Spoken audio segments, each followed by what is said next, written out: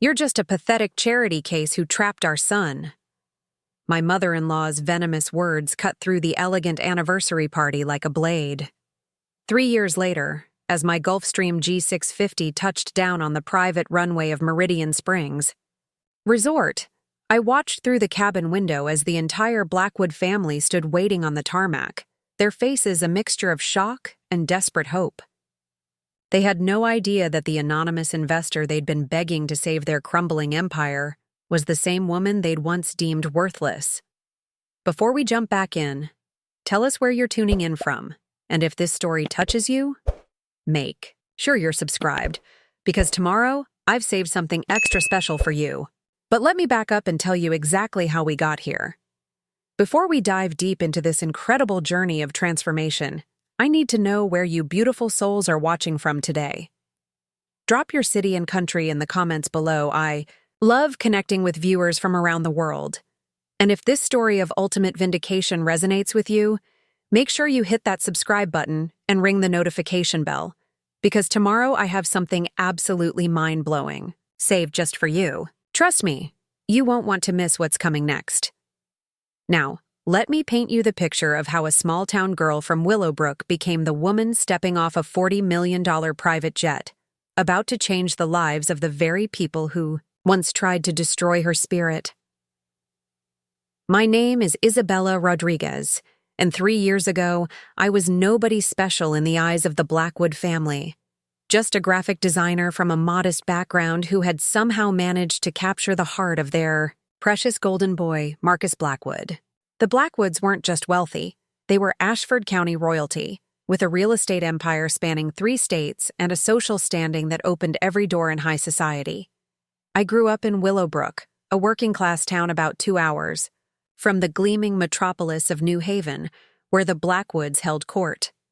My parents, Maria and Carlos Rodriguez, ran a small auto repair shop that barely kept us afloat. Dad worked 16-hour days with grease permanently embedded under his fingernails, while Mom balanced the books and served coffee to waiting customers. Money was always tight, but love was abundant in our little house on Maple Street. When I met Marcus at a charity art auction in New Haven, I was there showcasing some of my digital artwork. It felt like stepping into a fairy tale. Here was this incredibly handsome, charming man who seemed genuinely interested in my art, my dreams, my thoughts about everything from business strategy to environmental sustainability. Marcus Blackwood, with his perfectly styled dark hair, designer suits, and that confident smile that had graced the society pages since he was 18. Our whirlwind romance lasted 18 months before he proposed at sunset on the rooftop of the Metropolitan Tower, the most exclusive address in New Haven. The engagement ring, a flawless 3-carat diamond from Tiffany, was worth more than my parents' annual income. I thought I was the luckiest woman alive. But fairy tales, as I would soon learn, often come with wicked stepmothers, or in my case, wicked in-laws who viewed me as an unsuitable interloper threatening their family's pristine bloodline. Margaret Blackwood, Marcus's mother, was everything I wasn't. Old money elegance personified, with her silver hair always styled to perfection, her wardrobe consisting entirely of designer pieces that cost more than most people's cars, and a social calendar that read like a who's who of the Northeast elite. She carried herself with the kind of aristocratic bearing that made you feel small just by being in her presence. Theodore Blackwood, Marcus's father, was the patriarch of Blackwood Properties, a man who commanded boardrooms and city councils with equal authority. At 62, he still cut an imposing figure, tall, broad-shouldered, with steel gray hair and piercing blue eyes that seemed to assess everyone's net worth within seconds of meeting them. From the moment Marcus introduced me to his family, I felt their cold calculation. Every conversation was a subtle interrogation. Where did I go to school? What did my parents do for work? What were my long-term career aspirations? Each question felt like a test I was slowly failing. The engagement period was 18 months of carefully orchestrated events where I was constantly reminded of my place in their world. garden parties at their estate where I was introduced as Marcus's little artist friend, charity galas where Margaret would steer me away from important conversations with comments like, "Isabella, dear, perhaps you'd be more comfortable chatting with the younger wives about decorating." Business dinners where Theodore would pat my hand dismissively and say, "Don't worry about understanding the complexities, sweetheart. Just focus on making Marcus happy." But I endured it all because I loved Marcus. And more importantly, I believed he would eventually stand up for me, defend our relationship, show his family that I was worthy of their respect. I thought our love was stronger than their prejudices. Our wedding was a spectacular affair at the Blackwood family estate in the Hamptons. 300 guests, a 10-piece orchestra, flowers flown in from France. I felt like a princess walking down that rose-petal-strewn aisle toward the man I adored. Even Margaret managed to smile during the ceremony, though I later learned she'd already begun implementing her plan to manage me. The first year of marriage was a carefully choreographed dance of subtle manipulations. Margaret would make comments about my quaint decorating choices in our penthouse apartment. Theodore would interrupt my conversations at family gatherings to redirect attention to more suitable topics. They enrolled me in etiquette classes with Mrs. Pemberton, a 70-year-old society maven who specialized in refining new money wives. "Proper posture is essential, Isabella," Mrs. Pemberton would intone during our weekly sessions. "And perhaps we could work on moderating that enthusiasm when you speak about your little art projects. Blackwood wives are seen, not heard." But it all came to a devastating head at our second wedding anniversary party. The very celebration that was supposed to mark our love and commitment became the night my entire world shattered, and unknowingly, the night that planted the seeds for the most spectacular comeback story you'll ever hear. That night would change everything. And by the time my private jet landed 3 years later, those same people who had dismissed me as worthless would be about to discover exactly how much this charity case was truly worth. Preparing and narrating this story took us a lot of time. So if you are enjoying it, subscribe to our channel. It means a lot to us. Now, back to the story. The second anniversary party was Margaret Blackwood's idea, of course. Everything in the Blackwood family orbit eventually became Margaret's idea. Meticulously planned and executed with the precision of a military operation, she presented it to Marcus and me over Sunday brunch at their estate, as if bestowing a tremendous honor. "Darling, we simply must celebrate properly," Margaret announced, delicately cutting her eggs Benedict with surgical precision. 2 years of marriage is such an important milestone. I'm thinking the Crystal Ballroom at the Grandview Hotel, perhaps 200 of our closest friends and associates. I nearly choked on my mimosa. 200 people? Our wedding had been overwhelming enough, but at least then I'd felt like an equal participant. This felt more like being the guest of honor at my own execution. "That's incredibly generous, Mother," Marcus replied, not bothering to consult me. "Isabella would love that, wouldn't you, sweetheart?" The casual way he made decisions for me had become a pattern I'd learned not to challenge in front of his parents. I managed to smile and nodded, though my stomach was already twisting with anxiety. "It sounds wonderful." Theodore looked up from his Financial Times, those piercing blue eyes studying me with the same expression he might use to evaluate a questionable stock investment. "We'll want to invite the Ashford business community, of course. Good networking. Opportunity for the firm. Isabella, you'll need to prepare some suitable conversation topics. Perhaps brush up on current market trends."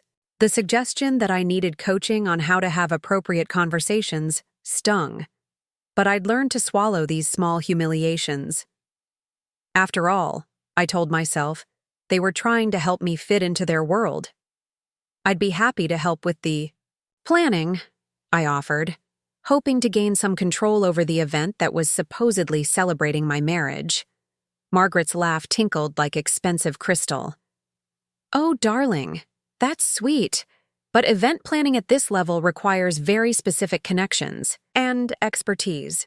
Mrs. Worthington will handle everything. She's been organizing Blackwood family events for 15 years. Mrs. Worthington turned out to be a razor-sharp woman in her 60s who treated me like an inconvenient accessory to my own anniversary party. Our first meeting took place in Margaret's sitting room, where bolt after bolt of fabric samples and flower arrangements covered every surface. "Now, Isabella dear," Mrs. Worthington began, consulting her leather-bound planner. "Mrs. Blackwood has selected a lovely champagne and gold color scheme. Very elegant, very appropriate for the Blackwood aesthetic. We'll need you for dress fittings. With Madame Rousseau, she's flying in from Paris specifically for this event." I blinked. Flying in from Paris? For one dress? Mrs. Worthington and Margaret exchanged a look that I was becoming all too familiar with, the subtle eye roll that said, "She just doesn't understand how things work in our world." "Darling," Margaret said with exaggerated patience, "this isn't just any party. The guest list includes the mayor of New Haven, 3 federal judges, and half the board of directors from Ashford Financial Group. Your appearance reflects on the entire family." Over the next 6 weeks, I was transformed into a project. Hair appointments with celebrity stylists who flew in from Los Angeles, makeup consultations that lasted 3 hours, etiquette refresher courses with Mrs. Pemberton, who seemed particularly concerned about my tendency to actually engage in substantive conversations. "Remember, Isabella," Mrs. Pemberton coached during one particularly painful session, "when Judge Morrison asks about your background, emphasize your appreciation for Marcus's family heritage. Deflect questions about your own family's circumstances." The way she said circumstances made it sound like my parents were criminals rather than hard-working small business owners. Meanwhile, my actual life was being systematically erased. Marcus had suggested that I take a break from freelance graphic design work to focus on family responsibilities. This meant attending Margaret's endless charity committee meetings where I was assigned tasks like addressing envelopes and arranging flowers, while the other women discussed real business. My art studio in our penthouse, the one room that had truly felt like mine, was converted into a gift-wrapping room for the anniversary party. Dozens of crystal vases, silver picture frames, and other expensive tchotchkes filled the space where my easel and design equipment used to live. "We can set up a little corner for your art supplies in the guest bedroom," Marcus said when I protested. "Just temporarily, until after the party." But I knew nothing in the Blackwood world was ever temporary. This was how they operated. Gradual erosion disguised as thoughtful suggestions. The week before the party, my parents drove up from Willowbrook to help with last-minute preparations. Watching them navigate the marble and mahogany grandeur of the Blackwood estate was heartbreaking. My father, uncomfortable in his one good suit, kept his hands clasped behind his back as if afraid to touch anything. My mother, despite wearing her nicest dress, looked tiny and out of place in the cavernous foyer. "Mija," my mother whispered, in Spanish as Margaret gave them a tour. "This place is bigger than our entire neighborhood." The tour was a masterclass in subtle condescension. Margaret pointed out family portraits dating back 4 generations, casually mentioning the Mayflower ancestry and various governors and senators in the Blackwood lineage. She showed them the library with its first edition books and the wine cellar stocked with bottles worth more than most people's cars. "And this," Margaret said, gesturing toward a portrait of Theodore's grandfather, "is Cornelius Blackwood, who founded Blackwood Properties in 1923. Family legacy is so important, don't you think?" My parents nodded politely, but I saw the message being delivered. This is what real success looks like. This is the world your daughter married into. This is what she could never have achieved on her own. The night before the anniversary party, I stood in our bedroom looking at the custom Madame Rousseau gown hanging in the closet, a stunning creation of champagne silk and hand-sewn crystals that cost more than my parents' mortgage payment. It was beautiful, undeniably, but looking at it felt like staring at a costume for a role I'd never auditioned for. Marcus found me there, sliding his arms around my waist from behind. "You're going to be the most beautiful woman at the party tomorrow night," he murmured against my ear. What if I say something wrong? I asked, voicing the anxiety that had been building for weeks. What if I embarrass your family? Marcus turned me around, his hands on my shoulders, his expression serious. Isabella, you're a Blackwood now. That means something in this city, in this state. But it also means you have responsibilities. Tomorrow night, you represent our family name. Our family name. Not his family name. Ours. As if by marrying me, he'd somehow absorbed my identity entirely. What about my family name? I asked quietly. What about representing the Rodriguez legacy? Marcus's expression flickered with something. Impatience? Confusion? Sweetheart, you don't need to represent the Rodriguez legacy. You've moved beyond that now. You're part of something bigger. Something bigger. As if my heritage, my parents' sacrifices, my own dreams and ambitions were small things to be discarded in favor of the Blackwood brand. That night, I lay awake listening to Marcus's peaceful breathing, staring at the ceiling of our palatial bedroom, and wondering when exactly I'd stopped being Isabella Rodriguez and started being Mrs. Marcus Blackwood, a carefully curated accessory to someone else's life. Tomorrow's anniversary party would be the culmination of 2 years of systematic erosion, though I didn't know it yet. I thought the worst that could happen was social embarrassment. I had no idea that Margaret Blackwood had prepared something far more devastating, a public humiliation designed to put me permanently in my place. But sometimes, when people try to break you, they accidentally reveal exactly how strong you really are. The crystal ballroom at the Grandview Hotel sparkled like something from a fairy tale. 200 guests in designer evening wear mingled beneath crystal chandeliers that cast rainbow prisms across the champagne and gold decor.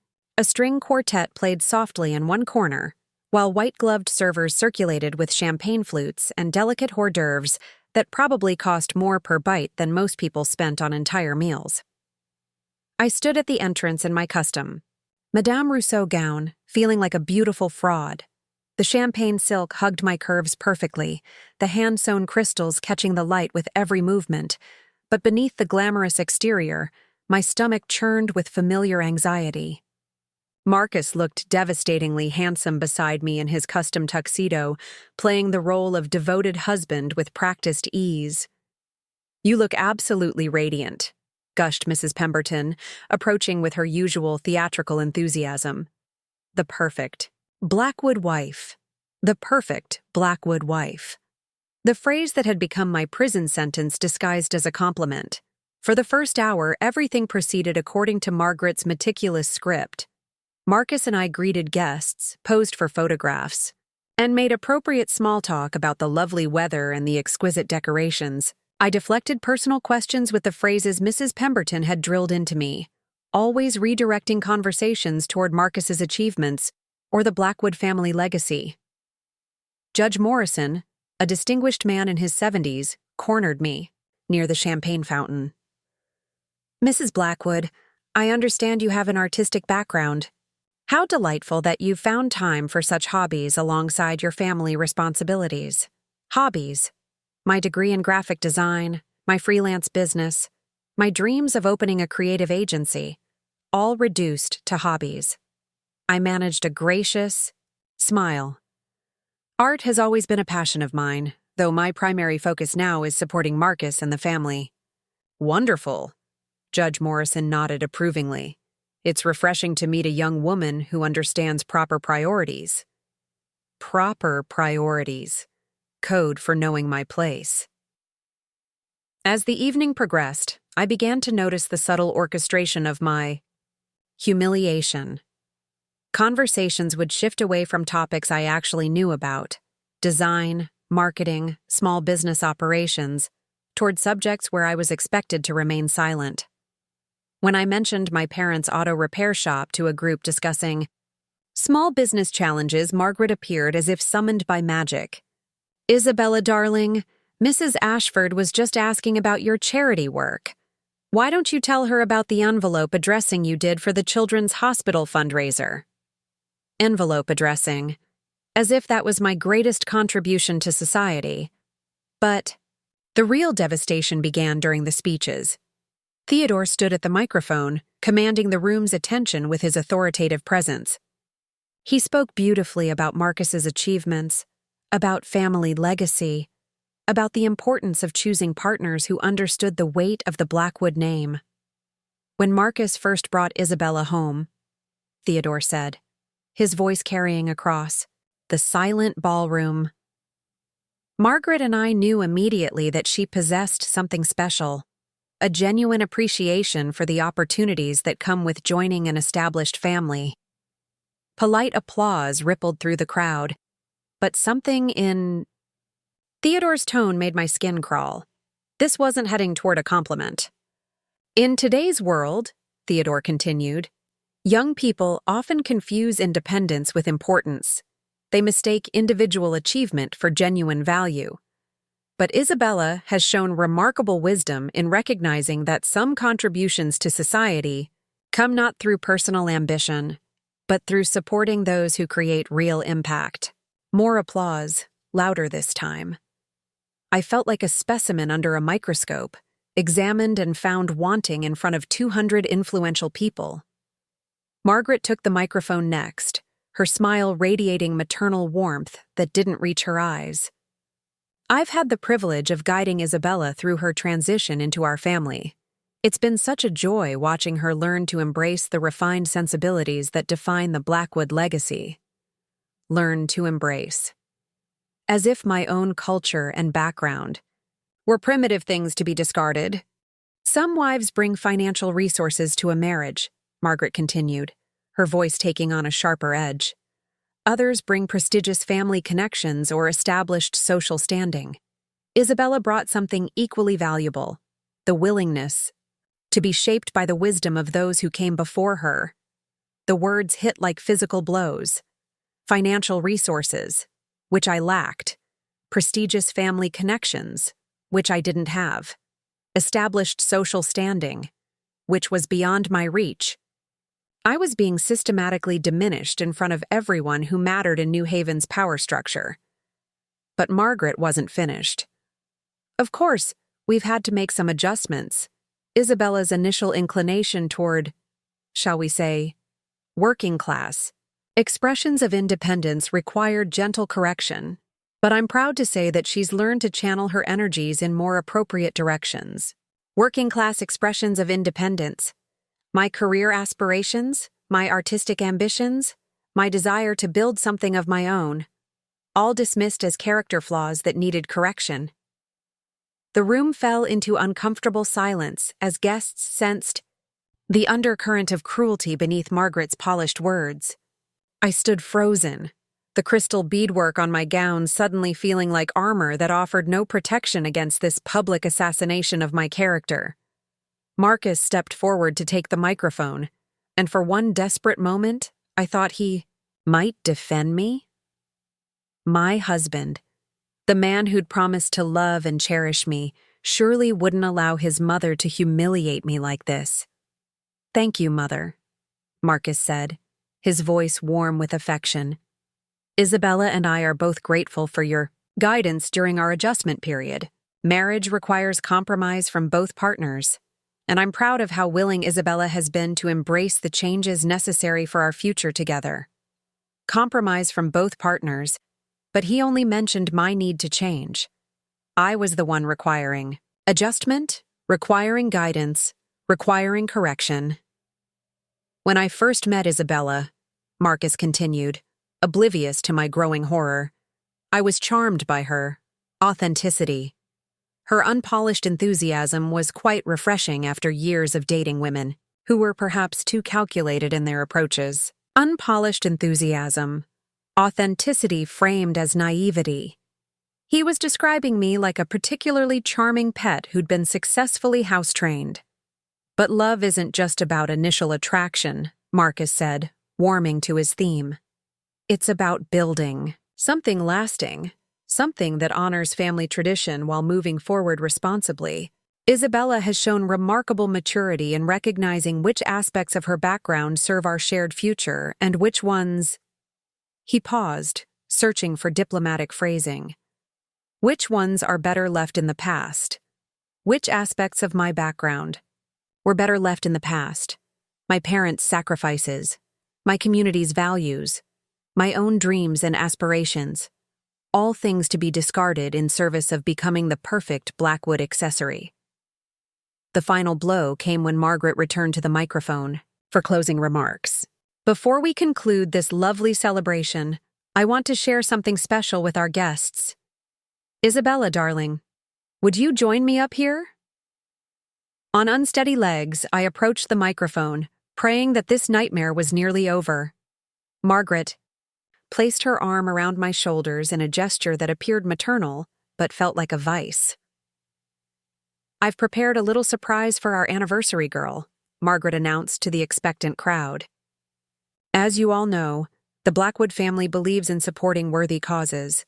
Tonight, I'm pleased to announce that we've established the Rodriguez Family Assistance Fund. My blood turned to ice. Whatever was coming next, it was going to destroy me. This modest scholarship fund, Margaret continued, will help young people from working-class backgrounds, like Isabella's family, access educational opportunities they might not otherwise afford. Because while we cannot all be born into prosperity, we can certainly extend helping hands to those less fortunate. The implication was crystal clear to everyone in the room.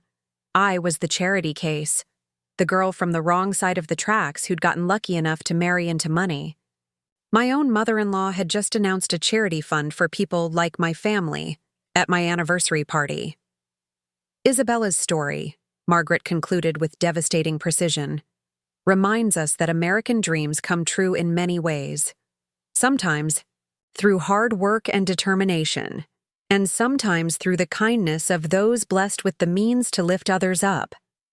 Through the kindness of those blessed with the means to lift others up. I hadn't earned my place in this family through love or merit or compatibility. I was a charity project, a working-class girl rescued by benevolent rich people. The applause that followed felt like thunder in my ears. 200 people, judges, business leaders, socialites, all smiling and clapping for the touching story of how the Blackwood family had graciously rescued a poor girl from Willowbrook. I stood there in my $40,000 gown, surrounded by luxury I could never have afforded on my own, and finally understood exactly what Margaret Blackwood thought of me. Not a daughter-in-law, not even a particularly clever gold digger, just a pathetic charity case who'd gotten impossibly lucky and needed constant reminding of her place. The applause finally died down, but the words continued echoing in my head like a death knell. Charity. Case. Working-class background. The kindness of those blessed with the means to lift others up. I stood at that microphone for what felt like an eternity, my face frozen in what I hoped resembled gratitude rather than the devastating humiliation coursing through my veins. "Thank you," I managed to whisper into the microphone, my voice barely audible over the blood rushing in my ears. "That's very generous." Margaret squeezed my shoulder with what appeared to be maternal affection, but felt like a predator marking its territory. "Isn't she precious?" she cooed to the crowd. So humble, even in the face of such wonderful news. I somehow made it back to Marcus's side, my legs moving on autopilot while my mind reeled from the calculated cruelty of what had just transpired. My husband took my hand, squeezing it in what he probably thought was a supportive gesture. "That was beautiful, wasn't it?" he murmured in my ear. Mother really outdid herself with that surprise. Beautiful. He thought publicly branding me as a charity case was beautiful. I stared at him. This man I'd loved, this man I'd married, this man I'd reshaped my entire life to please and saw a stranger. When had he stopped seeing me as an equal and started seeing me as his family's pet project? The rest of the party passed in a blur of forced smiles and hollow congratulations. Guest after guest approached to praise the Blackwood family's generosity, each compliment feeling like another small death. "How wonderful that the Blackwoods are giving back to your community," gushed Mrs. Ashford, the wife of a federal judge. It must be so meaningful for you to see your people being helped. Your people. As if I were a representative from some foreign nation rather than an American citizen who'd simply grown up with less money. Judge Morrison patted my arm paternally. The Rodriguez Family Assistance Fund is such a thoughtful touch. Really drives home the message about lifting people up from their circumstances. From their circumstances. The phrase made my skin crawl, as if growing up in a working-class family was a disease I'd recovered from rather than a foundation that had taught me the value of hard work, integrity, and genuine human connection. By the time the last guest departed, I felt hollowed out, like a beautifully decorated shell with nothing left inside. Marcus, Theodore, and Margaret stood in the empty ballroom reviewing the evening's success, while I sat in a corner chair, still wearing my crystal-beaded gown, but feeling more naked and vulnerable than I'd ever felt in my life. Outstanding turnout, Theodore declared, loosening his bow tie. The mayor was particularly impressed with the scholarship announcement. Excellent political optics. Political optics. My humiliation had been calculated for maximum political benefit. And did you see Judge Morrison's reaction? Margaret added with satisfaction. He was practically beaming. This kind of charitable initiative really reinforces our family's commitment to social responsibility. Social responsibility. I was their social responsibility project. Marcus finally approached, still riding high on the evening's apparent success. Ready to head home. Mrs. Blackwood? He asked, offering his arm with that charming smile that had once made my heart race. During the silent limousine ride back to our penthouse, I stared out the window at the glittering lights of New Haven and tried to process what had just happened to my life. 3 years of marriage, 2 years of systematic erosion of my identity, and now this. Public confirmation that I would never be anything more than a charity case in the Blackwood family narrative. Marcus mistook my silence for exhaustion, rather than existential crisis. You were perfect tonight, he said, reaching over to take my hand. Mother was right. You've really learned to embrace the role beautifully. The role, not our marriage or your place in our family. The role. Like I was an actress hired to play the part of grateful rescued girl. Marcus, I said quietly, testing the waters. How did you feel about your mother's speech tonight? He smiled broadly. Brilliant, wasn't it? The scholarship fund was a stroke of genius. Really positions the family as forward-thinking while acknowledging your background in a positive way. Acknowledging my background in a positive way. My heritage had been reframed as a public relations opportunity. But didn't you think it was... I searched for diplomatic phrasing. A little condescending? Marcus's smile faltered slightly. Condescending? Isabella, Mother just announced a scholarship fund in your family's honor. Most people would be grateful for such recognition. Most people would be grateful. There it was again. The implication that my emotional response was inappropriate. That I should feel thankful rather than humiliated. I am grateful, I said carefully. But it felt like she was positioning me as someone who needed to be rescued, rather than someone who chose to join your family out of love. Marcus's expression shifted to the patient look he'd perfected during our etiquette lessons. Sweetheart, you're being overly sensitive. The scholarship fund acknowledges the reality of different economic backgrounds while celebrating how love transcends those differences. Overly sensitive. The classic dismissal used to invalidate women's legitimate concerns. What if I told you? I said, my voice growing stronger. That speech made me feel like a charity case rather than your wife? Marcus sighed, the sound of a man dealing with an unreasonable child. Isabella, this is exactly what Mother meant about working-class expressions of independence. You're looking for problems where none exist. Working-class expressions of independence. Even my husband was now using his mother's coded language to dismiss my feelings. So my concerns about being publicly humiliated are just working-class insecurity? I asked, feeling anger building beneath the devastation. You weren't humiliated, Marcus said firmly. You were honored. The difference is perspective, and frankly, your perspective on these matters isn't always— He paused, searching for the right words. Isn't always aligned with appropriate social dynamics. Appropriate social dynamics.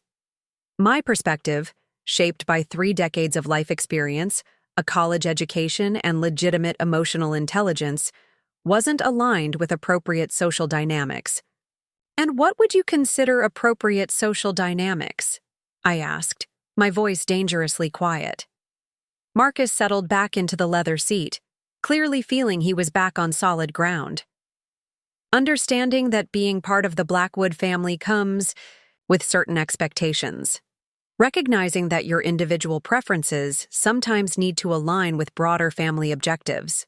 Appreciating that what's good for the family is ultimately good for you. What's good for the family is ultimately good for you. I had been reduced to a subsidiary entity, a branch office of Blackwood Enterprises with no independent value or decision-making authority. And what if what's good for the family conflicts with what's good for me as an individual? I pressed. Marcus's patience was clearly wearing thin. Isabella, when you married me, you became a Blackwood. That means certain sacrifices and compromises. It means putting family reputation above personal preferences. It means understanding that you represent something larger than yourself. Something larger than yourself. I had been erased, absorbed, converted into a representation of someone else's values and priorities. What about what I represent to myself? I asked. What about my dreams, my aspirations, my identity as Isabella Rodriguez? Isabella Rodriguez doesn't exist anymore, Marcus said with shocking casualness. She became Isabella Blackwood, and Isabella Blackwood has responsibilities and opportunities that Isabella Rodriguez could never have imagined. Isabella Rodriguez doesn't exist anymore. My husband had just declared my essential self legally dead. In that moment, sitting in the back of a luxury limousine wearing a $40,000 gown, I experienced perfect clarity.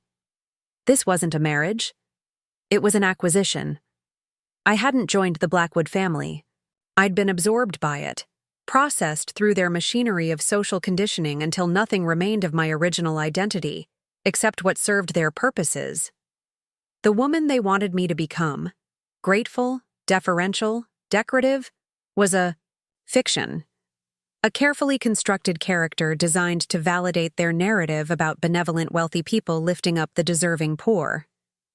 I was supposed to spend the rest of my life playing this role, accepting smaller and smaller portions of my own identity until nothing remained but the approved Blackwood version.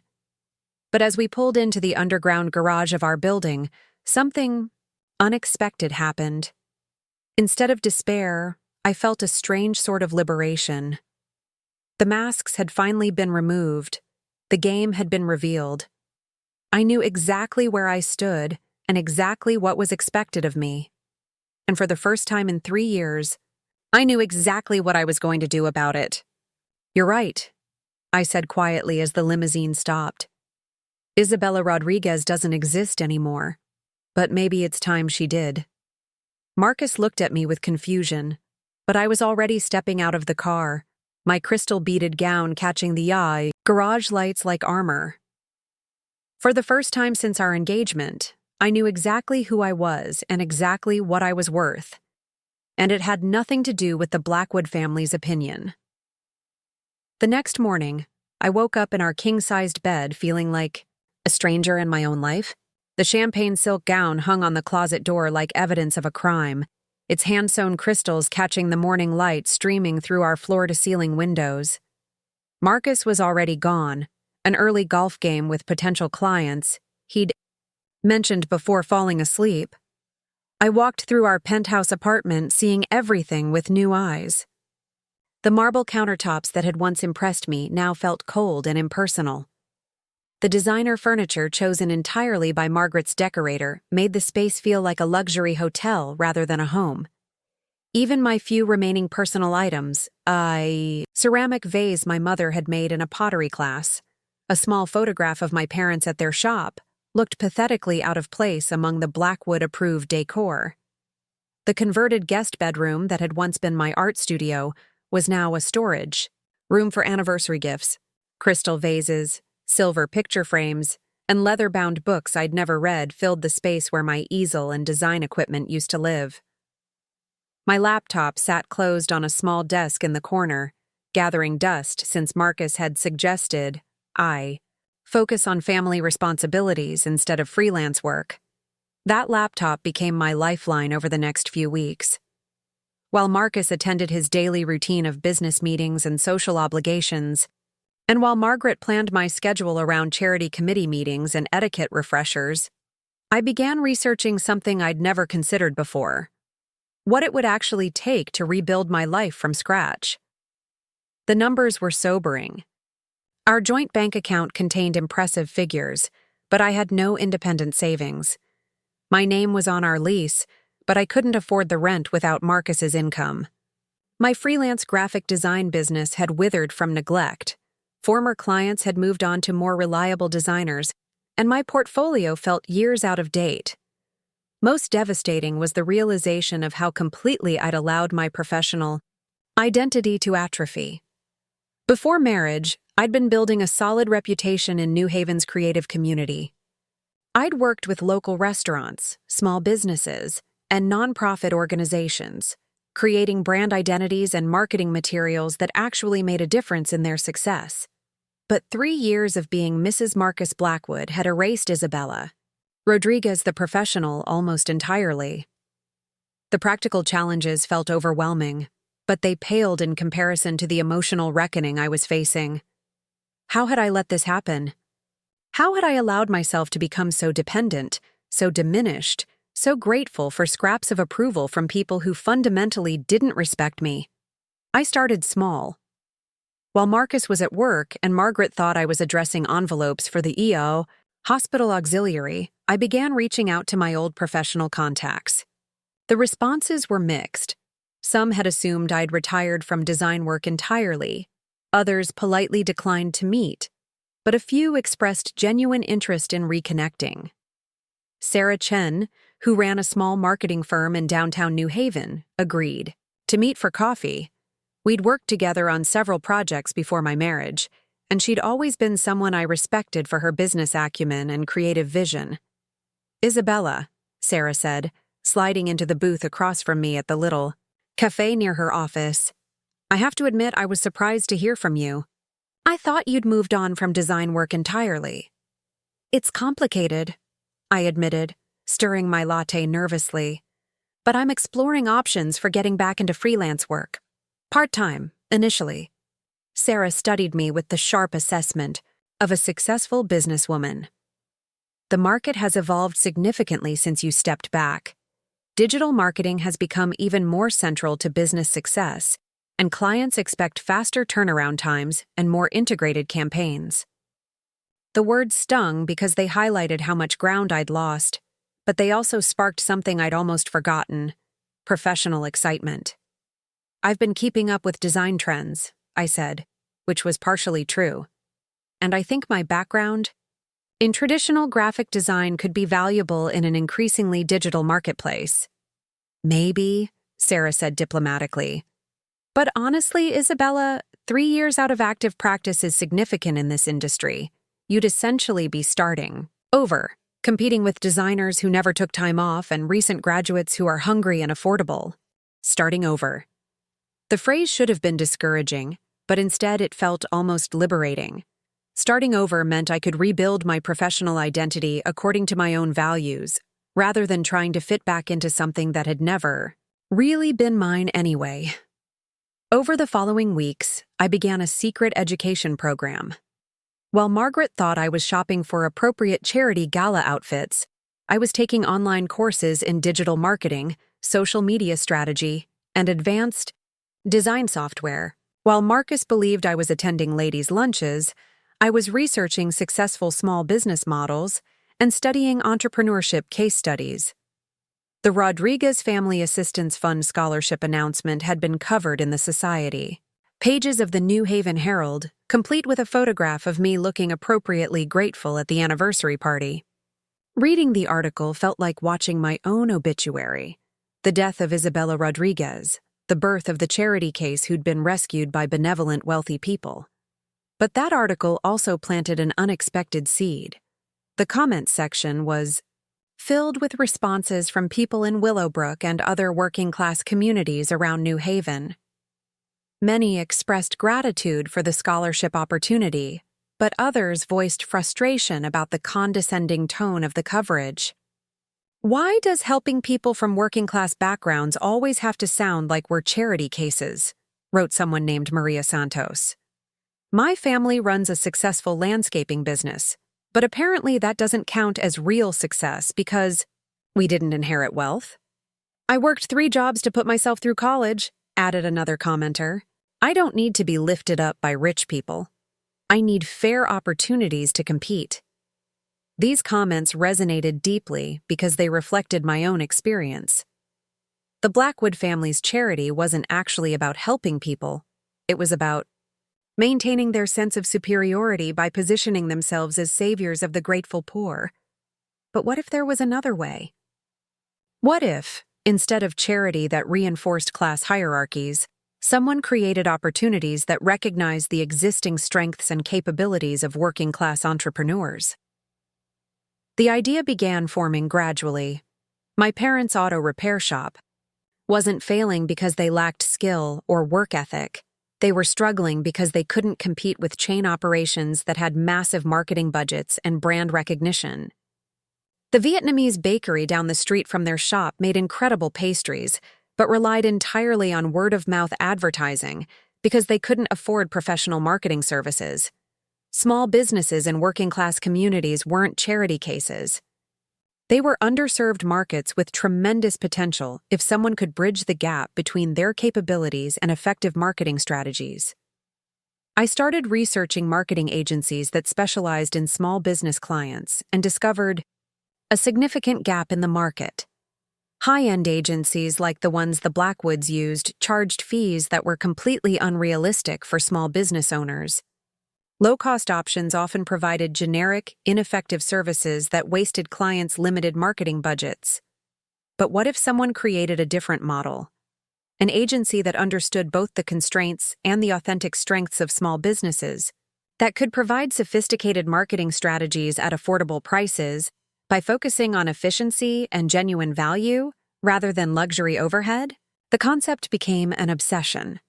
I started drafting business plans during charity committee meetings, calculating startup costs while Mrs. Pemberton droned on about proper conversation topics, and researching potential clients while Margaret planned my schedule around meaningless social obligations. For the first time in years, I felt intellectually engaged and professionally excited. This wasn't about proving myself to the Blackwoods or gaining their approval. This was about building something meaningful that addressed real problems in my community. The challenge, of course, was that pursuing this vision would require dismantling the life I'd built as Mrs. Marcus Blackwood. It would mean giving up financial security, social status, and the approval of people who'd never actually respected me anyway. But as I sat in our marble and mahogany penthouse, surrounded by luxury I'd never earned and couldn't maintain independently, I realized I'd already lost everything that actually mattered to me. My creativity, my independence, my sense of purpose, my connection to my own heritage and values, all sacrificed on the altar of Blackwood family respectability. The woman in the crystal-beaded gown at the anniversary party had been beautiful, polished, and completely hollow. Isabella Rodriguez might have less money and social standing, but she had something far more valuable: the potential to build something authentic and meaningful with her own hands and mind. The question wasn't whether I could afford to leave the Blackwood world. The question was whether I could afford to stay. The breaking point came 3 months after the anniversary party, during what Margaret called my progress evaluation. She'd summoned me to the Blackwood estate for afternoon tea, a weekly ritual that had become increasingly suffocating as my secret preparations for independence intensified. "Isabella, darling," Margaret began, pouring Earl Grey from her grandmother's Wedgwood service. I've been reviewing your recent activities, and I'm concerned about some troubling patterns. My blood chilled. Had she discovered my online courses? My research into business models? My secret meetings with potential mentors? Mrs. Pemberton mentioned you seemed distracted during last week's etiquette refresher, Margaret continued, her tone deceptively gentle. And Mrs. Worthington noted that you asked several inappropriate questions during the hospital auxiliary meeting about budget allocations and operational efficiency. Inappropriate questions. I'd asked why the auxiliary spent $40,000 on a single fundraising gala when the same money could have purchased medical equipment directly. Apparently, questioning inefficient charity spending was socially unacceptable. I was simply trying to understand how we could maximize impact, I replied carefully. Margaret's smile sharpened. Darling, impact isn't your concern. Presence is your concern. The Blackwood family supports these organizations through participation and financial contribution. We don't question their methodologies. I was supposed to write checks and look decorative, not think critically about whether charitable efforts actually achieved their stated goals. Theodore and I have decided, Margaret continued, that you need more structured guidance.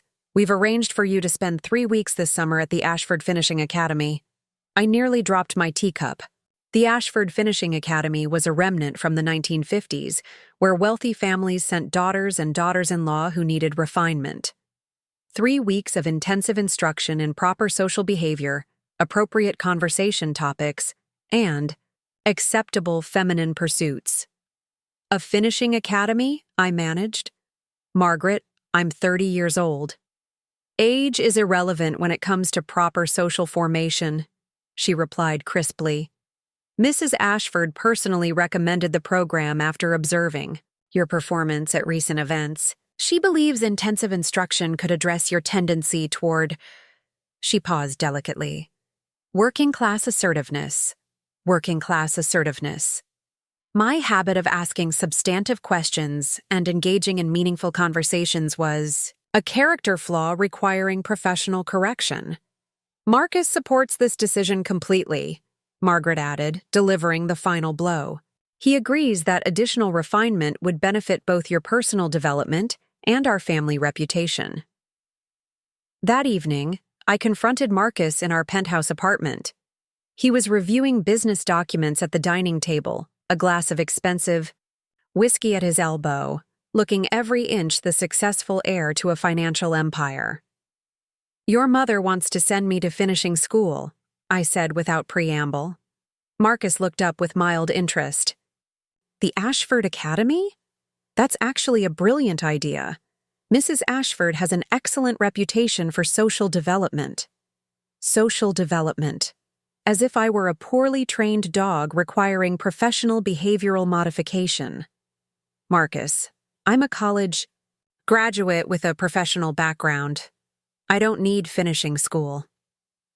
He set down his pen with the patient expression I'd grown to hate.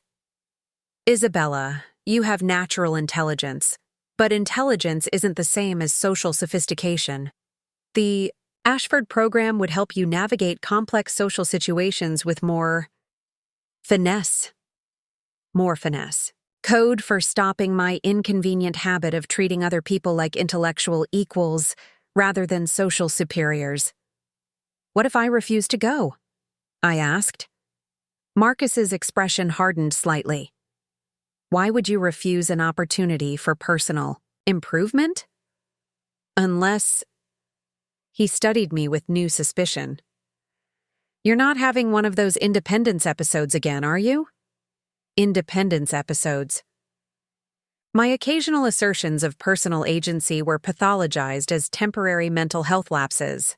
Maybe I want to explore other options for personal growth, I said carefully, like returning to design work or pursuing continuing education in marketing. Marcus actually laughed. Marketing?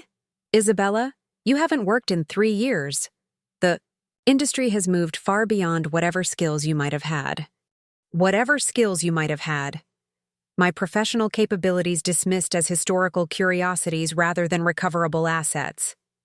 "I've been studying current trends," I said, feeling defensive despite my resolve to remain calm.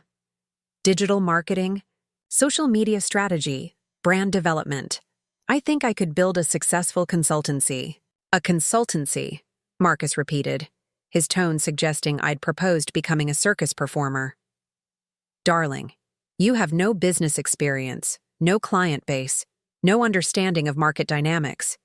You'd be competing against established agencies with decades of experience and millions in resources. No business experience." As if 3 years of observing Blackwood family operations hadn't taught me anything about client relationships, strategic planning, or market positioning. "Small businesses need affordable marketing services," I pressed. "There's a gap in the market for agencies that understand budget constraints and focus on genuine value rather than luxury overhead." Marcus's patience finally snapped. "Small businesses? Isabella, why would you want to work with people who can barely afford your services when you could focus on building connections within our social circle? People who could actually advance your status? People who could actually advance your status." He couldn't conceive of professional satisfaction that didn't involve social climbing or status accumulation. "Because I want to help businesses that actually need help," I said, my voice rising despite my efforts to stay controlled. "Because I want to use my skills to solve real problems for real people instead of addressing envelopes for charity committees that spend more on galas than they donate to causes." "This is exactly what Mother meant about working-class perspective," Marcus said coldly. "You're romanticizing struggle instead of appreciating the opportunities you've been given."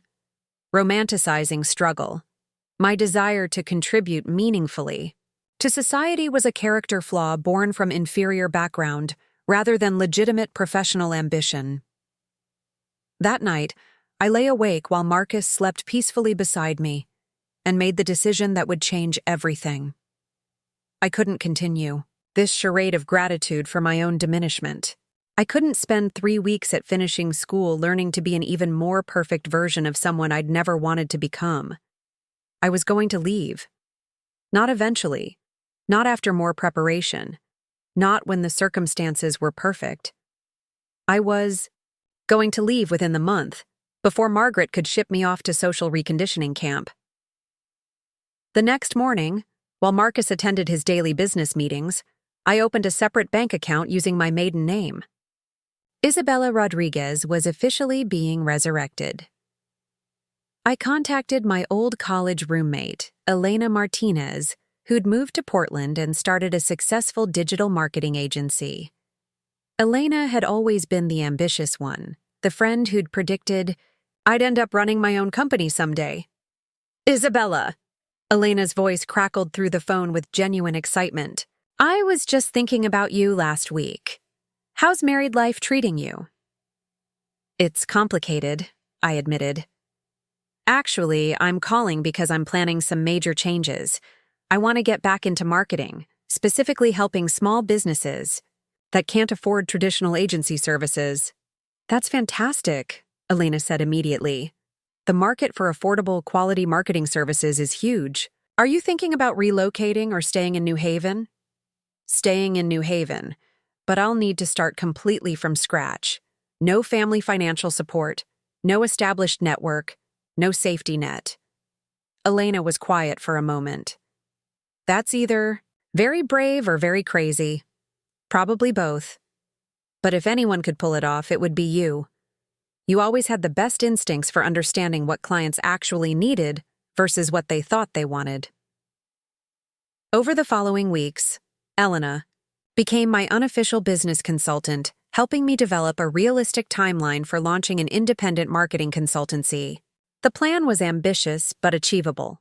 Start with freelance projects to build a new portfolio, focus on small businesses and working-class communities, reinvest all profits back into business development, and gradually expand services as the client base grew.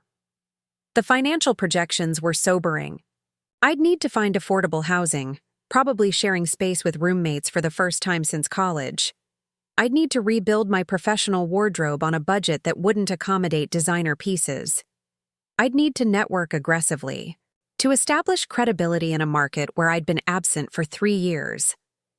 But for the first time since my engagement to Marcus, I felt intellectually alive and professionally excited. This wasn't about proving myself to the Blackwoods or seeking their approval. This was about building something authentic that aligned with my values and utilized my genuine capabilities. The irony wasn't lost on me that Margaret's planned finishing. School intervention had actually accelerated my timeline for independence. Her attempt to further diminish my identity had catalyzed my determination to reclaim it entirely. Isabella Blackwood might be going to disappear, but Isabella Rodriguez was about to make the comeback of her life. The day I walked out of the Blackwood penthouse for the last time, I carried everything that truly mattered in 2 suitcases and a laptop bag. The Madame Rousseau gown still hung in the closet, along with the jewelry Marcus had given me and the designer wardrobe Margaret had curated. Those beautiful things belonged to Isabella Blackwood, a woman who had never really existed except in other people's imaginations. I left a letter on the marble kitchen counter, weighted down by my wedding ring and the platinum tennis bracelet that had been Theodore's welcome to the family gift. The letter was brief, professional, and utterly final. I wasn't asking for reconciliation or negotiation. I was informing them that Isabella Rodriguez was reclaiming her life. Elena had connected me with her friend, Carmen Reyes, who owned a small apartment building in Riverside, a working-class neighborhood about 20 minutes from downtown New Haven. Carmen had offered me a studio apartment for $600 a month, more affordable than anything in the trendy districts, but clean, safe, and filled with natural light from large windows facing east. "You sure about this, mija?" Carmen asked as she handed me the keys 3 days after I'd left Marcus. "Going from penthouse to studio apartment is a big adjustment." "It's not a step down," I said, looking around the small space that would become my sanctuary. "It's a step forward." The apartment was tiny, 400 square feet with a kitchenette, a bathroom barely big enough for one person, and a main room that would serve as bedroom, living room, and office. But it was mine. Every decision about furniture, decoration, and organization would be mine alone. I bought a futon from a secondhand store, a small desk from IKEA, and basic kitchen supplies from Target. The total cost was less than one of Margaret's charity luncheons. For the first time in years, I was making choices based on my own preferences rather than someone else's aesthetic standards. Setting up my home office felt like a sacred ritual. I positioned my desk near the large window where morning light would illuminate my workspace. I hung a corkboard where I could pin inspiration images, client notes, and business development ideas. I organized my laptop, sketchpad, and basic design supplies with the reverence of a priest arranging altarpieces. The first week was brutally lonely. No staff to prepare meals, no housekeeper to manage daily maintenance, no driver to handle transportation. I took the bus to client meetings, cooked simple meals on a single electric burner, and learned to find comfort in silence rather than constant social obligation. But the loneliness was different from the isolation I'd felt in the Blackwood world. This was the productive solitude of someone building something authentic, rather than the hollow emptiness of playing a role that never fit. I started with pro bono work to rebuild my portfolio and establish credibility. My first client was Rosario's Market, a small grocery store in Riverside owned by an elderly Dominican couple who'd been struggling to compete with a new chain supermarket that had opened nearby. "We have the best produce in the neighborhood," Mrs. Rosario explained in accented English during our initial meeting. "Better prices, fresher vegetables, personal service, but people go to the big store because it looks more modern." I spent 3 days observing their operation, talking to longtime customers, and analyzing their competitive advantages. The Rosarios didn't need charity or sympathy. They needed strategic marketing that highlighted their authentic strengths, while addressing customer perception issues. I redesigned their storefront signage, created a simple social media presence showcasing daily fresh deliveries, and developed a customer loyalty program that rewarded frequent shoppers with personalized service rather than generic discounts. The entire project cost them $300 in materials, less than Margaret typically spent on a single charity luncheon centerpiece. Within 6 weeks, Rosario's market saw a 30% increase in foot traffic. More importantly, Mrs. Rosario began introducing me to other small business owners in the neighborhood who were facing similar challenges. My second client was Miguel Santos, who ran Santos Landscaping from his home garage. Miguel had been losing contracts to larger companies that could afford glossy marketing materials and professional websites, even though his work quality was superior and his prices were more reasonable. "I know how to make gardens beautiful," Miguel told me during our first meeting, his hands still dirty from a morning installation. "But I don't know how to make my business look professional on paper."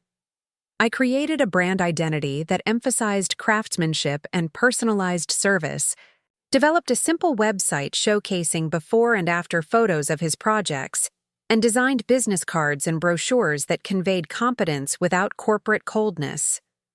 The total investment was $800, less than Marcus typically, spent on a single business lunch. Miguel's story became a template for my emerging business model. Small business owners weren't failing because they lacked skill or work ethic. They were struggling because they couldn't afford the marketing resources necessary to compete effectively in an increasingly brand-conscious marketplace. Word spread through the Riverside business community faster than I'd anticipated. Carmen connected me with her brother, who owned a small auto repair shop. Mrs. Rosario recommended me to her friend who ran a daycare center. Miguel referred me to another landscaper who specialized in commercial properties. Each project taught me something new about the gap between small business capabilities and market positioning. These entrepreneurs possessed remarkable expertise, strong customer relationships, and genuine value propositions. They simply lacked the marketing sophistication to communicate their strengths effectively to potential customers. By my third month of independence, I was handling 6 active clients and had a waiting list of 3 more. The revenue wasn't substantial. Yet, most clients could only afford modest fees. But the work was intellectually challenging and emotionally satisfying in ways I'd forgotten were possible. I was also learning to live on a budget that would have horrified my former in-laws. Grocery shopping with coupons, taking the bus instead of taxis, buying clothes from discount retailers rather than designer boutiques. But every dollar I saved was a dollar I could reinvest in business development. The contrast with my previous lifestyle was stark, but not in the way the Blackwoods would have predicted. I had less money but more freedom. Smaller living space but greater autonomy. Fewer material possessions but more genuine accomplishment. 6 months after leaving Marcus, I received my first inquiry from a client outside Riverside. Patricia Chen owned a small accounting firm in downtown New Haven and had heard about my work through professional networking circles. "I'm not looking for charity pricing," Patricia said during our initial consultation. "I want sophisticated marketing services, and I'm willing to pay professional rates for quality work." This represented a crucial transition, moving beyond community service projects toward sustainable business rates. Patricia's firm had been operating for 8 years with minimal marketing investment, relying entirely on referrals from existing clients. She was ready to expand, but needed strategic positioning that would attract higher-value clients without alienating her established base. I developed a comprehensive rebranding campaign that emphasized expertise and reliability while maintaining approachability. We redesigned her website, created professional marketing materials, and implemented a content strategy that positioned her as a trusted advisor rather than just a service provider. Patricia paid my standard consulting fee without hesitation, $4,000 for the complete package. It was the largest single payment I'd received since launching my independent practice, and more importantly, it proved that my services could command professional rates in the broader New Haven market. The success with Patricia's firm opened doors to other established small businesses that needed sophisticated marketing but couldn't afford traditional agency fees. I began targeting the sweet spot between struggling startups and large corporations, profitable small businesses ready to invest in growth but unwilling to pay luxury agency overhead. My client roster expanded to include a family law practice, a specialty coffee roaster, a boutique fitness studio, and a residential cleaning service. Each project reinforced my understanding of how to translate authentic business strengths into compelling market positioning. I also began speaking at small, business networking events, sharing case studies and practical marketing strategies with entrepreneurs who were facing similar challenges. These presentations generated new client inquiries while establishing my reputation as someone who understood the unique needs of small business owners. 8 months after leaving the Blackwood world, I was earning enough to move from the studio apartment to a 1-bedroom place in the same neighborhood. More significantly, I was booking clients 2 months in advance and had raised my rates twice based on demand. But the most profound change wasn't financial, it was psychological. I woke up every morning excited about the work ahead, energized by problems that required creative solutions rather than drained by social obligations that served no meaningful purpose. Isabella Rodriguez was becoming someone I'd never had the chance to be during my marriage, a professional woman building something valuable with her own skills and determination. The woman stepping off that private jet 3 years later wouldn't just be wealthy, she'd be someone who had earned every dollar through authentic contribution rather than inherited privilege. The empire I was building wasn't measured only in money, but in the successful businesses I'd helped grow and the entrepreneurs I'd empowered to compete effectively in their markets. That foundation would prove more valuable than any trust fund when the Blackwood family finally needed what I'd become. 2.5 years after walking out of the Blackwood penthouse, I was reviewing quarterly reports in my new office when my assistant, Priya Patel, knocked on my door with an expression I couldn't quite read. "Isabella, there's a call on line 1 that you need to take personally," she said, her voice carefully neutral. "It's Margaret Blackwood." I set down my coffee cup with deliberate calm, though my heart rate immediately accelerated. In 30 months of complete radio silence, neither Marcus nor his family had attempted any contact. Not during the divorce proceedings, not when I'd moved Rodriguez Marketing Solutions to downtown New Haven, not when my client roster had expanded to include some of the city's most successful small businesses.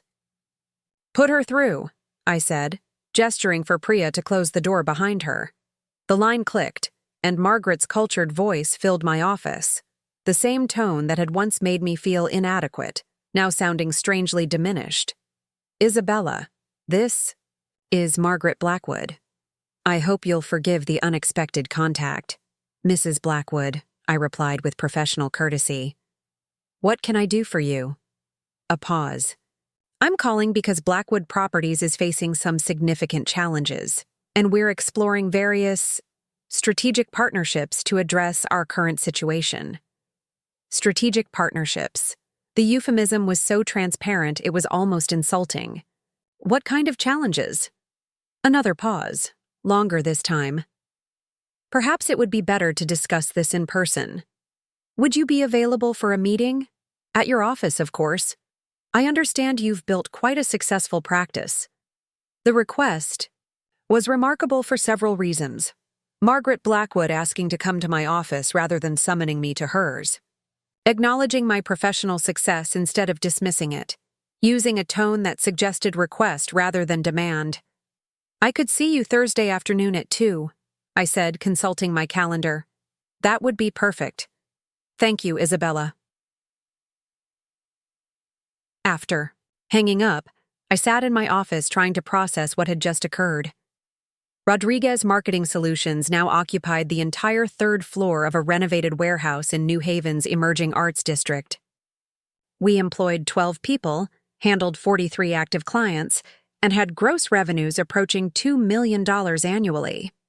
More importantly, we'd established a reputation for helping undervalued businesses achieve sustainable growth through authentic marketing strategies.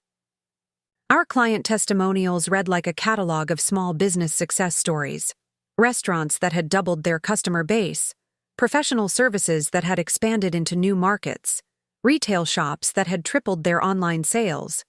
But apparently, the Blackwood family was now facing challenges significant enough that Margaret would swallow her pride and contact the woman she'd once dismissed as a charity case. I called Elena in Portland to debrief the conversation.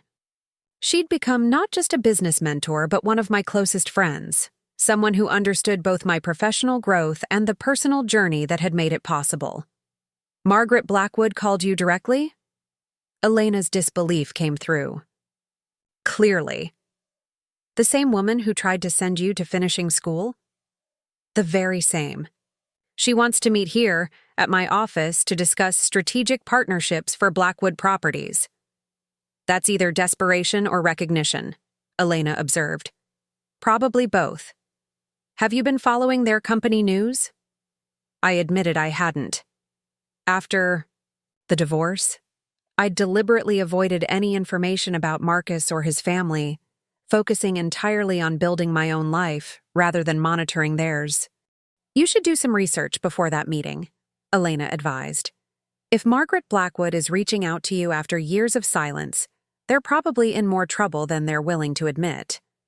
That evening, I spent 3 hours researching Blackwood Properties' recent performance.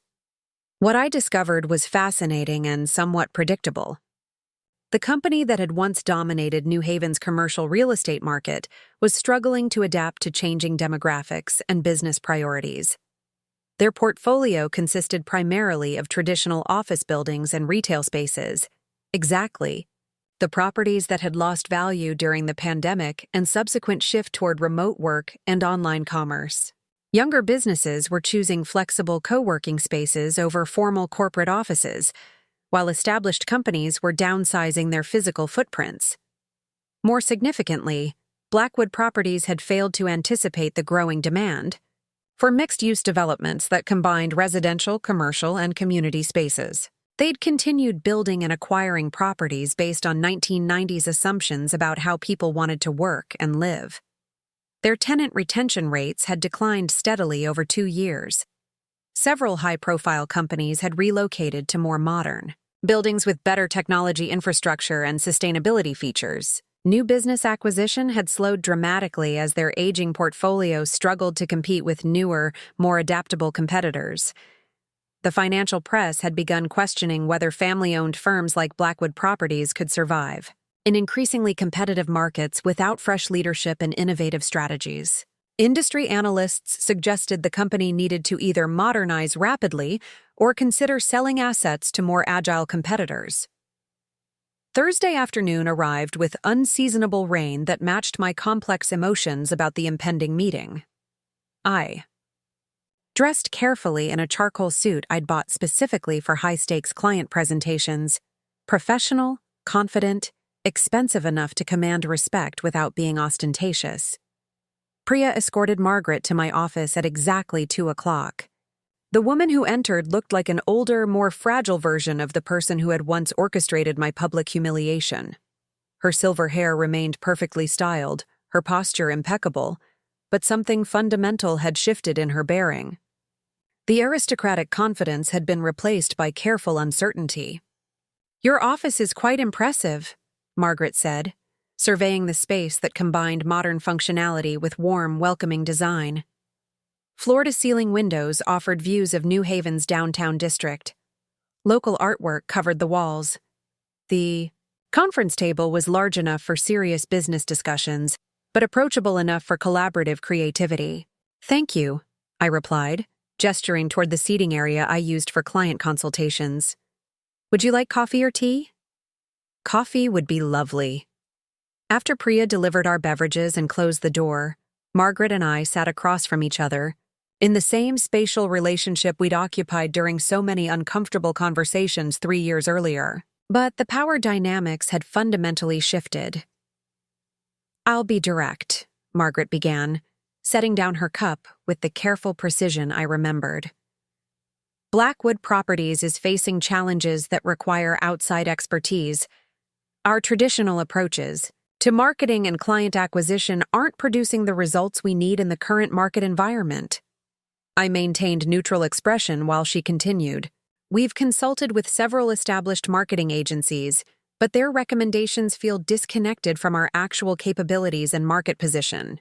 They seem to think we need complete rebranding rather than strategic evolution.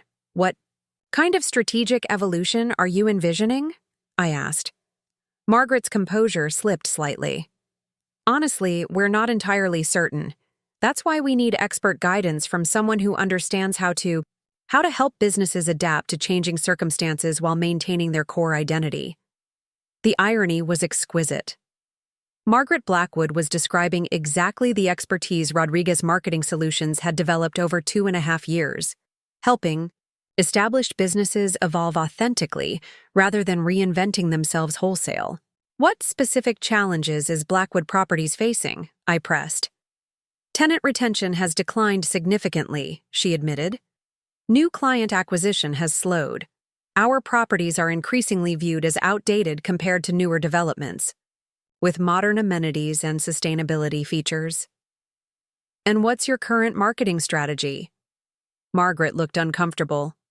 We've traditionally relied on reputation and personal relationships rather than formal marketing initiatives, but those relationships aren't producing the same results they used to. No formal marketing strategy. In an increasingly competitive market, they'd been coasting on legacy reputation, while their competitors invested in sophisticated client acquisition and retention programs. What made you think of Rodriguez Marketing Solutions specifically? I asked, genuinely curious about her decision-making process. Margaret met my gaze directly for the first time in our conversation. I've been tracking your work, Isabella. Your client testimonials are remarkable, and several people in our business community have mentioned your expertise with companies that need to adapt to changing market conditions. She'd been tracking my work. Margaret Blackwood had been monitoring the professional success of the woman she'd once tried to diminish into grateful submission. Our approach, I said carefully, focuses on identifying authentic strengths that may not be effectively communicated to target markets. We help clients understand how their existing capabilities can address contemporary needs without abandoning their fundamental identity. That sounds exactly like what we need, Margaret said with unmistakable relief. I studied her for a moment, recognizing the desperation beneath her composed exterior. 3 years ago, she'd positioned herself as my superior in every conceivable way, socially, economically, culturally. Now she was sitting in my office, asking for help saving her family's business empire. I'd need complete access to your financial data, client feedback, and internal operations, I said. Strategic consulting requires transparency about challenges and limitations, not just presenting the company's best face. Of course, Margaret agreed immediately. Whatever access you need. My consultation fee for projects of this scope is $25,000 for the initial assessment phase, with implementation fees calculated based on the complexity of recommended strategies. Margaret didn't flinch at the figure. More, money than I'd made in my first 6 months of independence, now quoted as a standard professional fee. When could you begin? She asked. I consulted my calendar, though I already knew my schedule. I could start preliminary analysis next week, with a comprehensive assessment presentation scheduled for the following Friday. Excellent, Margaret said, visibly relaxing. Isabella, I want you to know how much we appreciate your willingness to consider this engagement. Your willingness to consider this engagement. 3 years ago, she'd expected gratitude for the privilege of joining her family. Now she was expressing appreciation for my professional services. As Margaret prepared to leave, she paused at my office door. I realize our previous relationship was complicated. I hope we can approach this collaboration with a fresh perspective. A fresh perspective. The closest thing to an acknowledgement of past behavior I was likely to receive. After she left, I sat in my office processing the extraordinary reversal of circumstances. The woman who had once tried to send me to finishing school was now desperate for my expertise. The family that had dismissed my capabilities was now dependent on my professional judgment. But the most profound realization was that I felt no satisfaction in their desperation, no desire for revenge or vindication. Isabella Rodriguez had become someone who was genuinely excited about solving complex business challenges, regardless of the client's identity or history. The private jet that would land in their world wasn't just a symbol of financial success. It was evidence of expertise they desperately needed and could no longer afford to dismiss. The initial assessment of Blackwood Properties revealed a company in more dire straits than even Margaret had admitted. Over 2 weeks of intensive analysis, including interviews with current tenants, former clients, and industry competitors, I uncovered systematic failures that went far beyond simple marketing deficiencies. Their property portfolio hadn't been updated in 15 years. Essential infrastructure like high-speed internet, modern HVAC systems, and energy-efficient features were absent from most buildings. Lease agreements included outdated terms that reflected 1990s business practices rather than contemporary needs, for flexibility and adaptability. More damaging was their reputation within the business community. Exit interviews with former tenants revealed complaints about unresponsive management, inflexible lease negotiations, and resistance to even basic improvements. Blackwood Properties had developed a reputation as landlords who expected gratitude for minimal service rather than partners invested in tenant success. The presentation I prepared for the following Friday contained recommendations that would require fundamental transformation of their business model, not cosmetic marketing adjustments. I knew the Blackwood family wouldn't welcome suggestions. That challenged their traditional approaches, but authentic strategic consulting demanded honest assessment regardless of client comfort levels. On Friday morning, I arrived at Blackwood Properties headquarters for the first time since my marriage. The imposing marble lobby looked exactly the same, but walking through it as a consultant rather than a family member felt like visiting a museum of my former life. The boardroom where I'd once sat silently during family discussions now hosted my professional presentation. Theodore and Margaret occupied their usual seats at the head of the mahogany table, joined by Marcus and 3 other board members I recognized from various social events during my marriage. Marcus looked older, with new lines around his eyes, and a slight softness around his midsection that suggested decreased attention to fitness. He'd nodded politely when I entered, but hadn't attempted conversation beyond professional courtesy. The careful distance suggested he was as uncomfortable with this situation as I was. "Good morning," I began, connecting my laptop to their presentation system. "I've completed a comprehensive assessment of Blackwood Properties' current market position, competitive challenges, and strategic opportunities. What I'm going to share will require serious consideration of fundamental business model evolution." Theodore's expression immediately hardened. "We're not looking to abandon our core business principles." "I'm not suggesting you abandon anything valuable," I replied calmly. "But successful adaptation requires distinguishing between core principles that remain relevant and operational habits that may be limiting growth." I launched into the presentation methodically, using data and market analysis to support every recommendation. The problems were systemic: outdated infrastructure, uncompetitive lease terms, poor tenant relations, and complete absence of marketing strategy in an increasingly crowded marketplace. "Your primary competitive advantage," I explained, advancing to a slide showing tenant retention statistics, "used to be location and reputation. But location alone isn't sufficient when tenants can choose from dozens of newer buildings with superior amenities and more responsive management." Margaret leaned forward. "What specific changes are you recommending?" "3 primary areas," I said, advancing to my strategic framework slide: infrastructure modernization, operational restructuring, and comprehensive marketing repositioning. Each area requires significant investment, but the alternative is continued market share erosion. I detailed infrastructure needs: fiber optic internet throughout all buildings, updated HVAC systems with individual climate controls, LED lighting conversion, and common areas redesigned for contemporary business networking rather than 1980s. Formality. Estimated cost? Theodore asked, his voice tight. Approximately $12 million spread over 18 months, I replied. Substantial, but significantly less than the revenue you'll lose if current trends continue. The operational restructuring recommendations were more challenging to traditional Blackwood mindset. I suggested transitioning from rigid long-term leases to flexible agreements that allowed for business growth and contraction. Implementing responsive maintenance systems where tenant requests were addressed within 24 hours rather than whenever convenient for management. Creating tenant advisory committees that provided input on building improvements and community features. This sounds like we'd be working for our tenants rather than them paying us for the privilege of occupying our buildings, Theodore observed with obvious distaste. Modern commercial real estate is a service business, I explained. Successful.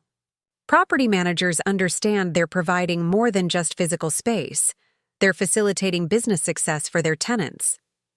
Companies choose buildings based on how well the environment supports their operational needs and growth objectives.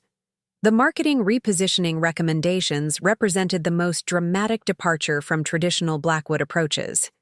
Instead of relying on family reputation and personal relationships, I proposed comprehensive digital marketing campaigns targeting specific business segments, professional websites showcasing available properties with virtual tours and detailed amenity information, social media presence highlighting tenant success stories and community features, strategic partnerships with business development organizations and startup incubators. We've never needed to advertise, Marcus said, speaking for the first time, during the presentation. Quality speaks for itself. Quality absolutely speaks for itself, I agreed. But in today's market, potential tenants research dozens of options online before making contact with property managers. If Blackwood Properties isn't visible in those digital conversations, you're not being considered regardless of your actual quality. I presented case studies from my other clients, businesses that had dramatically improved their market performance by aligning their operations with contemporary customer expectations while maintaining their authentic strengths. The parallels to Blackwood Properties' situation were unmistakable. Implementation timeline? Margaret asked. 18 months for complete transformation, I replied. But we could begin with high-impact initiatives that start producing results within 60 days. Digital marketing launch, basic infrastructure improvements in your 2 newest buildings, and revised lease agreements for new tenants. Theodore and Margaret exchanged glances, loaded with meaning I couldn't interpret. The other board members maintained careful neutrality, clearly waiting for family leadership to establish position before offering opinions. What would ongoing consulting support look like? Margaret asked. 2 options, I said, advancing to my final slide. Project-based. Consulting where Rodriguez Marketing Solutions manages specific initiatives with clearly defined deliverables. Or comprehensive partnership where we provide ongoing strategic guidance, marketing management, and operational optimization. Cost difference? Theodore asked. Project-based consulting would be approximately $80,000 for the initial 6-month implementation phase. Comprehensive partnership would be $15,000 monthly retainer, plus performance bonuses tied to measurable improvements in tenant retention and new client acquisition. The figures represented more money than I'd imagined earning when I first left the Blackwood world, but they reflected fair compensation for the expertise and results I could deliver. After 30 minutes of questions and clarification, I concluded the presentation and prepared to leave while the board deliberated. But as I gathered my materials, Margaret made an unexpected request. Isabella, would you be available for dinner tonight? There are some additional considerations we'd like to discuss in a less formal setting. I agreed, though I wondered what. Additional considerations required privacy beyond the boardroom discussion. That evening, at the exclusive Harbor Club where I'd attended countless family dinners during my marriage, I sat across from Margaret and Theodore in a corner booth overlooking New Haven Harbor. The setting was achingly familiar. but the conversation was unlike anything we'd ever shared. "The assessment you presented today was sobering," Theodore began without preamble. "More challenging than we'd anticipated, but unfortunately accurate, based on our recent performance." Margaret nodded. "We've been operating based on assumptions that no longer reflect market realities. Your recommendations require admitting that our traditional approaches aren't sufficient anymore." I waited for them to continue, sensing they were building toward something significant. "There's another option we'd like you to consider," Theodore said carefully. "Instead of consulting for Blackwood Properties, what would you think about acquiring a significant ownership stake and joining as a managing partner?" The suggestion was so unexpected I temporarily lost the ability to respond. They were offering me partial ownership of the company that had once dismissed me as worthless.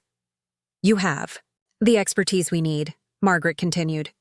"Your track record with business transformation is exactly what Blackwood Properties requires. And frankly, you understand our family dynamics well enough to navigate the internal politics that might complicate outside consulting." "What kind of ownership stake?" I asked, though my mind was still processing the magnitude of what they were proposing. 40% equity in exchange for leading the transformation initiative," Theodore replied. "Full operational authority for marketing, tenant relations, and property improvements. You'd essentially be rebuilding the company according to your strategic vision." 40% of Blackwood Properties. Even in its diminished state, the company was worth tens of millions of dollars. They were offering me wealth that would make the private jet seem like a modest purchase. But more significantly, they were offering me the opportunity to prove that authentic business expertise could rescue even the most traditional enterprises from obsolescence. The girl from Willowbrook who'd been dismissed as a charity case would become the managing partner of one of New Haven's oldest commercial real estate empires. "I'd need complete operational independence," I said. "No family interference with strategic decisions or day-to-day management." "Agreed," Theodore said immediately. "And I'd want to implement community investment initiatives, partnerships with small businesses, affordable workspace options for entrepreneurs, mentorship programs for emerging business owners." Margaret smiled, the first genuine expression I'd seen from her all day. "I think that sounds exactly like something Blackwood Properties should be doing." 2 weeks later, my private Gulfstream G650 touched down at Meridian Springs Resort for the official signing ceremony. The same family that had once planned to send me to finishing school now waited on the tarmac to welcome their new managing partner. As I stepped off the plane in a custom suit that cost more than most people's monthly salaries, I carried contracts. That would make me one of the wealthiest women in Connecticut before my 35th birthday. But the real victory wasn't financial. It was the knowledge that I'd built this success through authentic expertise rather than inherited privilege. The empire of Isabella Rodriguez was founded on genuine value creation, not social positioning or family connections. The charity case had become the CEO, and the transformation was just beginning. Up next, you've got 2 more standout stories, right on your screen. If this one hit the mark, you won't want to pass these up. Just click and check them out.